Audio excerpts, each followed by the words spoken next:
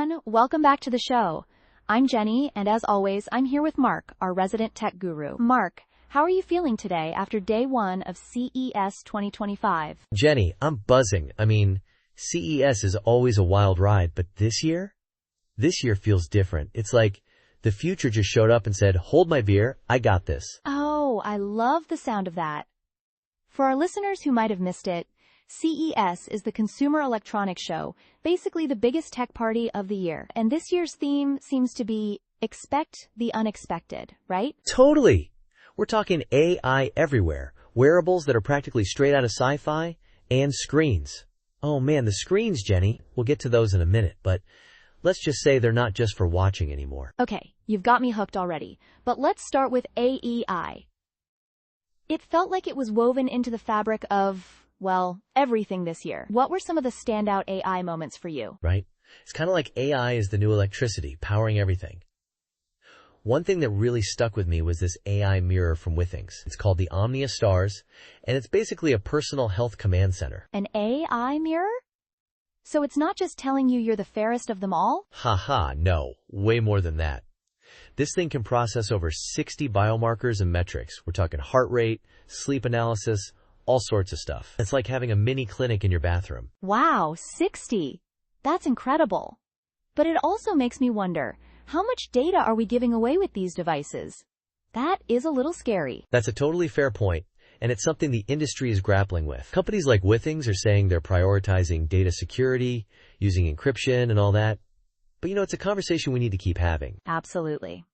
Okay, shifting gears a bit, let's talk about wearables. What caught your eye in that department? So you know how we've been talking about smart glasses for years, but they never really took off? Well, this year, Xreal debuted their new AR glasses, the Xreal 1 Pro. And they might just change the game. Really? What makes these different? These are augmented reality glasses, meaning they overlay digital information onto the real world. Think Minority Report, but, in a good way. They're saying it'll be huge for gaming, but also for things like navigation and even remote collaboration. Okay, that does sound pretty cool. But let's get to the thing you teased earlier, the screens. What's the big deal there? Okay, so picture this. A monitor that can bend. Like, actually bend. Bend? Like on purpose? On purpose. LG unveiled a 5K 2K bendable gaming monitor. It's part of their Ultra Gear line, and it's insane. You can curve it for immersive gaming or flatten it for regular viewing. That's wild. I can see gamers going crazy for that. But LG wasn't the only one pushing the boundaries of screen tech, right? Not even close. Lenovo showcased a laptop with a rollable screen. That's right, a screen that rolls out to give you more display real estate. A rollable screen? So like a high-tech scroll? Exactly.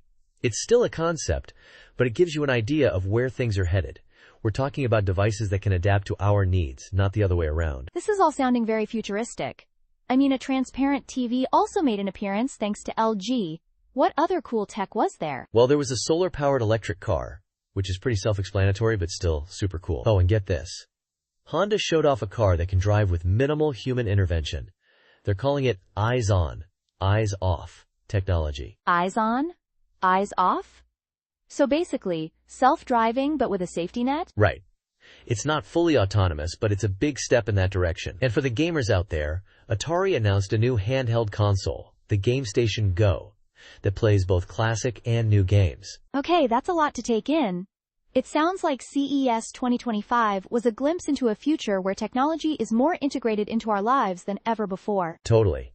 And it's not just about the gadgets themselves, it's about how they're changing the way we live, work, and play. We're talking about a future with smarter homes, more personalized healthcare, and maybe, just maybe, cars that drive themselves while we play Atari games on our rollable laptops. Ha, that's quite the picture.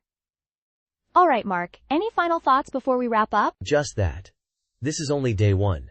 Imagine what the rest of the week will bring. I'm excited, I'm a little overwhelmed, but mostly, I'm just incredibly optimistic about where all this is heading. I'm right there with you. It's a fascinating time to be alive, that's for sure. And to our listeners, thanks for joining us on this tech adventure. We'll be back soon with more from CES 2025, so stay tuned.